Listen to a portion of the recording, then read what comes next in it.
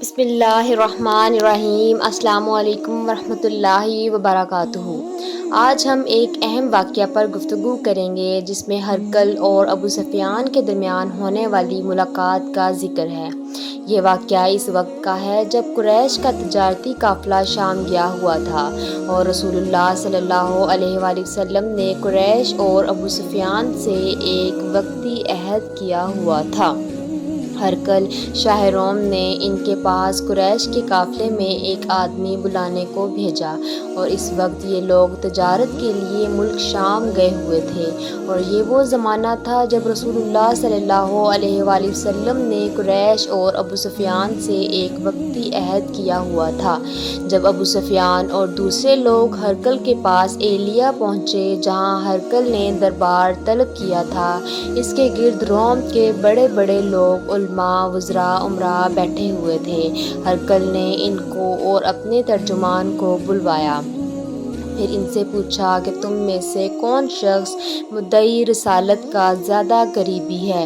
ابو سفیان کہتے ہیں کہ میں بول اٹھا کہ میں اس کا سب سے زیادہ قریبی رشتہ دار ہوں۔ یہ سن کر ہرقل نے حکم دیا کہ اس کو، ابو سفیان کو میرے قریب لا کر بٹھاؤ اور اس کے ساتھیوں کو اس کی پیٹھ کے پیچھے بٹھا دو۔ پھر اپنے ترجمان سے کہا، ان لوگوں سے کہہ دو کہ میں ابو سفیان سے اس شخص کے یعنی محمد صلی اللہ علیہ وآلہ وسلم کے حالات پوچھتا ہوں۔ اگر یہ محمد سے کسی بات میں جھوٹ بول دے تو تم اس کا جھوٹ ظاہر کر دینا۔ ابو سفیان کا قول ہے کہ خدا کی قسم اگر مجھے یہ غیرت نہ ہوتی کہ یہ لوگ مجھ کو جھٹلائیں گے تو میں آپ صلی اللہ علیہ وآلہ وسلم کی نسبت ضرور غلط گوئی سے کام لیتا۔ خیر، پہلی بات جو ہرقل نے مجھ سے پوچھی وہ یہ کہ اس شخص کا خاندان تم لوگوں میں کیسا ہے؟ میں نے کہا، وہ تو بڑے اونچے عالی نسب والے ہیں۔ کہنے لگا، اس سے پہلے بھی کسی نے تم لوگوں میں ایسی بات کہی تھی؟ میں نے کہا، نہیں۔ کہنے لگا، اچھا، اس کے بڑوں میں کوئی بادشاہ ہوا ہے؟ میں نے کہا، نہیں۔ پھر اس نے کہا، بڑے لوگوں نے اس کی پیروی اختیار کی ہے یا کمزوروں نے؟ میں نے کہا، نہیں، کمزوروں نے۔ پھر کہنے لگا، اس کے تابع دار روز بڑھتے جاتے ہیں یا کوئی ساتھی پھر بھی جاتا ہے؟ میں نے کہا، نہیں۔ کہنے لگا، کیا اپنے اس دعویٰ نبوت سے پہلے کبھی کسی بھی موقع پر اس نے جھوٹ بولا ہے؟ میں نے کہا، نہیں، اور اب ہماری اس سے صلح کی ایک مقررہ مدت ٹھہری ہوئی ہے، معلوم نہیں وہ اس میں کیا کرنے والا ہے۔ ابو سفیان کہتے ہیں، میں اس بات کے سوا اور کوئی جھوٹ اس گفتگو میں شامل نہیں کر سکا۔ ہرقل نے کہا، کیا تمہاری اس سے کبھی لڑائی بھی ہوتی ہے؟ ہم نے کہا، ہاں۔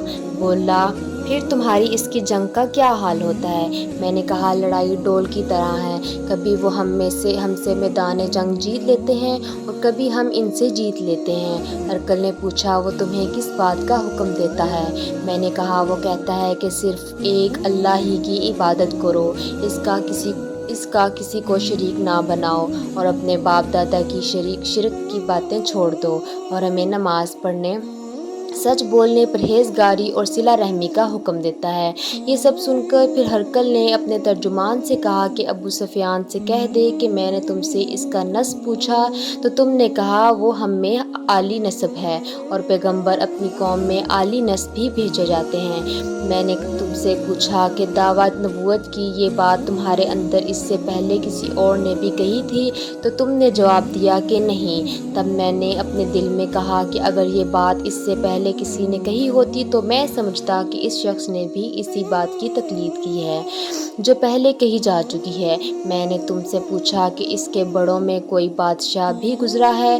تم نے کہا کہ نہیں۔ تو میں نے دل میں کہا کہ ان کے بزرگوں میں سے کوئی بادشاہ ہوا ہوگا، پھر تو کہہ دوں گا کہ وہ شخص اس بہانہ اپنے آباء و اجداد کی بادشاہت اور ان کا ملک دوبارہ حاصل کرنا چاہتا ہے۔ اور میں نے تم سے پوچھا کہ اس بات کے کہنے یعنی پیغمبری کا دعویٰ کرنے سے پہلے تم نے کبھی اس کو دروغ گوئی کا الزام لگایا ہے؟ تم نے کہا کہ نہیں۔ تو میں نے سمجھ لیا کہ جو شخص آدمیوں کے ساتھ دروغ گوئی سے بچے وہ اللہ کے بارے میں کیسے جھوٹی بات کہہ سکتا ہے۔ اور میں نے تم سے پوچھا کہ بڑے لوگ اس کے پیرو ہوتے ہیں یا کمزور آدمی؟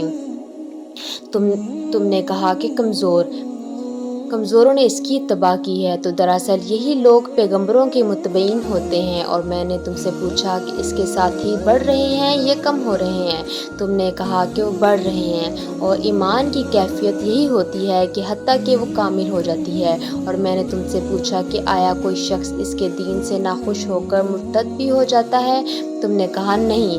تو ایمان کی خاصیت بھی یہی ہے، جن کے دلوں میں اس کی مسرت رچ بس جائے وہ اس سے لوٹا نہیں کرتے۔ اسی طرح میں نے تم سے پوچھا کہ آیا وہ کبھی عہد شکنی کرتے ہیں؟ تم نے کہا نہیں۔ پیغمبروں کا یہی حال ہوتا ہے، وہ عہد کی خلاف ورزی نہیں کرتے۔ اور میں نے تم سے کہا کہ وہ تم سے کسی چیز کے لیے کہتے ہیں؟ تم نے کہا وہ ہمیں حکم دیتے ہیں کہ اللہ کی عبادت کرو، اس کے ساتھ کسی کو شریک نہ ٹھہراؤ، اور تمہیں بتوں کی پرستش سے روکتے ہیں، سچ بولنے اور پرہیزگاری کا حکم دیتے ہیں۔ لہٰذا اگر یہ باتیں جو تم کہہ رہے ہو تو سچ ہیں، تو عنقریب وہ اس جگہ کا مالک ہو جائے گا کہ جہاں میرے یہ دونوں پاؤں موجود ہیں۔ اسی طرح مجھے معلوم تھا کہ وہ پیغمبر آنے والا ہے، مگر مجھے یہ معلوم نہیں تھا وہ تمہارے اندر ہوگا۔ اگر میں جانتا کہ اس تک پہنچ سکوں گا تو اس سے ملنے کے لیے ہر تکلیف گوارا کرتا۔ اگر میں اس کے پاس ہوتا تو اس کے پاؤں دھوتا۔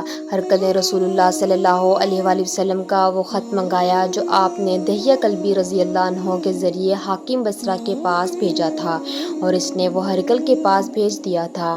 پھر اس کو پڑھا تو اس میں لکھا تھا، اللہ کے نام کے ساتھ جو نہایت مہربان اور رحم والا ہے۔ میں محمد اللہ کے بندے اور اس کے پیغمبر محمد صلی اللہ علیہ وآلہ وسلم کی طرف سے یہ خط ہے شاہ روم کے لیے۔ اس شخص پر سلام جو ہدایت کی پیروی کرے۔ اس کے بعد میں آپ کے سامنے دعوت اسلام پیش کرتا ہوں۔ اگر آپ اسلام لے آئیں گے تو دین و دنیا میں سلامتی نصیب ہوگی، اللہ آپ کو دوہرا ثواب دے گا، اور اگر آپ میری دعوت سے روگردانی کریں گے تو آپ کی رعایا کا گناہ بھی آپ ہی پر ہوگا۔ اور اے اہل کتاب، ایک ایسی بات پر آ جاؤ جو ہمارے اور تمہارے درمیان یکساں ہے، وہ یہ کہ ہم اللہ کے سوا کسی کی عبادت نہ کریں اور کسی کو اس کا شریک نہ ٹھہرائیں، اور نہ ہم میں سے کوئی کسی کو خدا کے سوا اپنا رب بنائے۔ پھر اگر وہ اہل کتاب اس بات سے منہ پھیر لیں تو مسلمانوں تم ان سے کہہ دو کہ تم مانو یا نہ مانو، ہم تو ایک خدا کی اطاعت گزار ہیں۔ ابو سفیان کہتے ہیں، جب ہرقل نے جو کچھ کہنا تھا کہہ دیا اور خط پڑھ کر فارغ ہوا تو اس کے ارد گرد بہت شور و غوغا ہوا، بہت سی آوازیں اٹھیں اور ہمیں باہر نکال دیا گیا۔ ابو سفیان کہتے ہیں کہ میں نے اپنے ساتھیوں سے کہا کہ ابو کبشہ کے بیٹے آن حضرت صلی اللہ علیہ وآلہ وسلم کا معاملہ تو بہت بڑھ گیا، دیکھو تو اس سے بنی اصغر روم کا بادشاہ بھی ڈرتا ہے۔ مجھے اس وقت سے اس بات کا یقین ہو گیا کہ حضور صلی اللہ علیہ وآلہ وسلم عنقریب غالب ہو کر رہیں گے، حتیٰ کہ اللہ نے مجھے مسلمان کر دیا۔ راوی کا بیان ہے کہ ابن ناطور ایلیا کا حاکم ہرقل کا مصاحب اور شام کے نصارہ کا لاٹ پادری بیان کرتا تھا کہ ہرقل جب ایلیا آیا ایک دن صبح کو پریشان اٹھا تو اس کے درباریوں نے دریافت کیا، آج ہم آپ کی حالت بدلی ہوئی پاتے ہیں، کیا وجہ ہے؟ ابن ناطور کا بیان ہے کہ ہرقل نجومی تھا، علم نجوم میں وہ پوری مہارت رکھتا تھا۔ اس نے اپنے ہم نشینوں کو بتایا کہ میں نے آج رات ستاروں پر نظر ڈالی تو دیکھا کہ ختنہ کرنے والوں کا بادشاہ ہمارے ملک پر غالب آ گیا ہے، بھلا اس زمانے میں کون لوگ ختنہ کرتے ہیں؟ انہوں نے کہا کہ یہود کے سوا کوئی ختنہ نہیں کرتا، سو ان کی وجہ سے پریشان نہ ہوں۔ سلطنت کے تمام شہروں میں یہ حکم لکھ بھیجیے کہ وہاں جتنے یہودی ہوں سب قتل کر دیے جائیں۔ وہ لوگ انہی باتوں میں مشغول تھے کہ ہرقل کے پاس ایک آدمی لایا گیا جسے شاہ غسان نے بھیجا تھا۔ اس نے رسول اللہ صلی اللہ علیہ وآلہ وسلم کے حالات بیان کیے۔ جب ہرقل نے سارے حالات سن لیے تو کہا کہ جا کر دیکھو وہ ختنہ کیے ہوئے ہیں یا نہیں۔ انہوں نے اسے دیکھا تو بتلایا کہ وہ ختنہ کیا ہوا ہے۔ ہرقل نے جب اس شخص سے عرب کے بارے میں پوچھا تو اس نے بتلایا کہ وہ ختنہ کرتے ہیں۔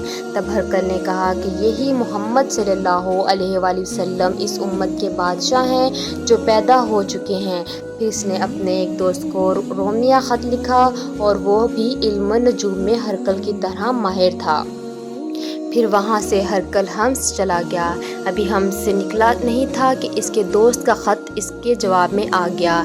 اس کی رائے بھی حضور صلی اللہ علیہ وآلہ وسلم کے ظہور کے بارے میں ہرقل کے موافق تھی کہ محمد صلی اللہ علیہ وآلہ وسلم واقعی پیغمبر ہیں۔ اس کے بعد ہرقل نے روم کے بڑے آدمیوں کو اپنے حمص کے محل میں طلب کیا اور اس کے حکم سے محل کے دروازے بند کر لیے گئے۔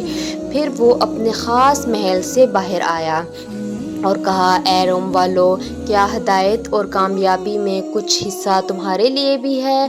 اگر تم اپنی سلطنت کی بقا چاہتے ہو تو پھر اس نبی صلی اللہ علیہ وآلہ وسلم کی بیعت کر لو اور مسلمان ہو جاؤ۔ یہ سننا تھا کہ پھر وہ لوگ وحشی گدھوں کی طرح دروازوں کی طرف دوڑے مگر انہیں بند پایا۔ آخر جب ہرقل نے اس بات سے ان کی یہ نفرت دیکھی اور ان کے ایمان لانے سے مایوس ہو گیا تو کہنے لگا، ان لوگوں کو میرے پاس لاؤ۔ جب وہ دوبارہ آئے تو اس نے کہا، میں نے جو بات کہی تھی اس سے تمہاری دینی پختگی کی آزمائش مقصود تھی، سو وہ میں نے دیکھ لی۔ تب یہ بات سن کر وہ جب سب کے سب اس کے سامنے سجدے میں گر پڑے اور اس سے خوش ہو گئے۔ بالآخر ہرقل کی آخری حالت یہی رہی۔ تو یہ تھا آج کا واقعہ۔ اس واقعے سے ہمیں یہ سبق ملتا ہے کہ سچائی اور دیانتداری پر چلنا ہمارے ایمان کی مضبوطی کی علامت ہے۔ ہمیں بھی رسول اللہ صلی اللہ علیہ وآلہ وسلم کی سیرت اور تعلیمات کو اپنی زندگی میں اپنانا چاہیے۔ جزاک اللہ خیرا۔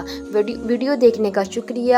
اگر آپ کو یہ ویڈیو پسند آئی ہو تو براہ کرم مہربانی لائک شیئر کریں اور سبسکرائب کریں۔ اللہ حافظ۔ جزاک اللہ خیرا۔